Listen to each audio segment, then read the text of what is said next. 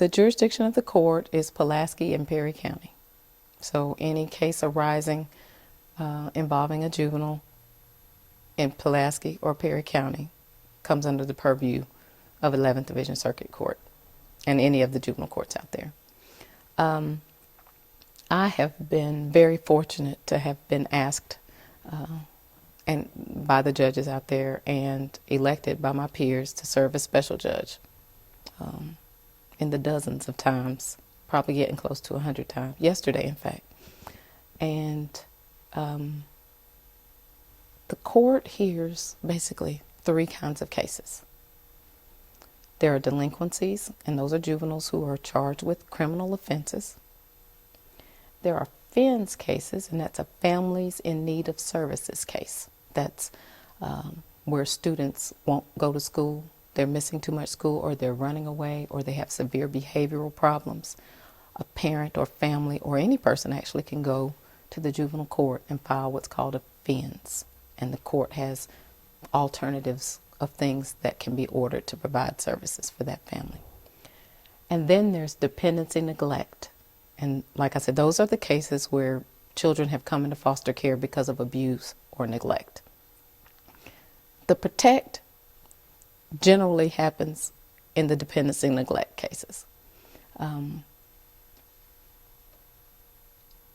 had to make tough decisions as a judge because I've had to sit as judge on those dependency neglect days. On a delinquency day, the hardest decision might be to send a child to detention for up to 90 days or to send a child to the Division of Youth Services, which means they're going to be separated from their families for an extended period of time based on their behavior and their risk of reoffending. But in the dependency neglect case, the hard decision, the really hard decision, is when you have to terminate a parent's rights forever. And I've had to make that decision. I've heard more than one case where a parent has had at least 12 months, because that's the time frame that the law allows for a parent to either correct the conditions that cause the child to come into care, or if additional circumstances have arisen since the child came into care.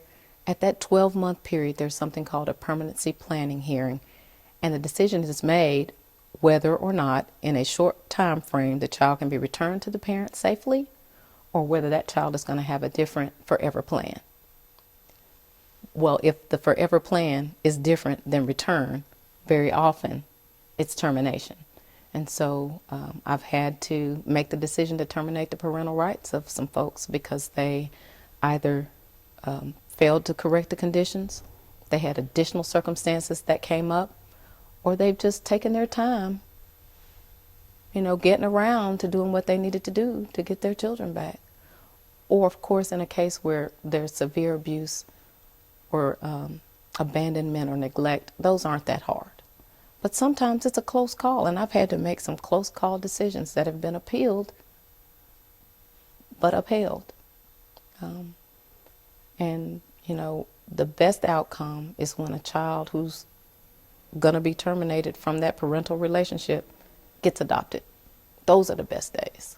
Those are the best days when a child can have a forever family. And that's second to when a child can be reunited with the family. That's the priority. That's the first choice. The highest in the ranking of choices is for a child to get to be reunited with the family. And it happens. It happens on a regular basis. There's some folks who say, okay, I get it now. I can do drugs or I can parent. I think I want to parent. They go get the help. They get off the drugs. They change their circles. They get a job. They get stable housing.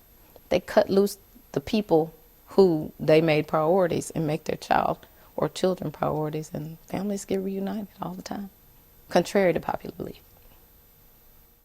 I am Tjuana Byrd, and I am respectfully asking for your vote on May 22nd, 2012.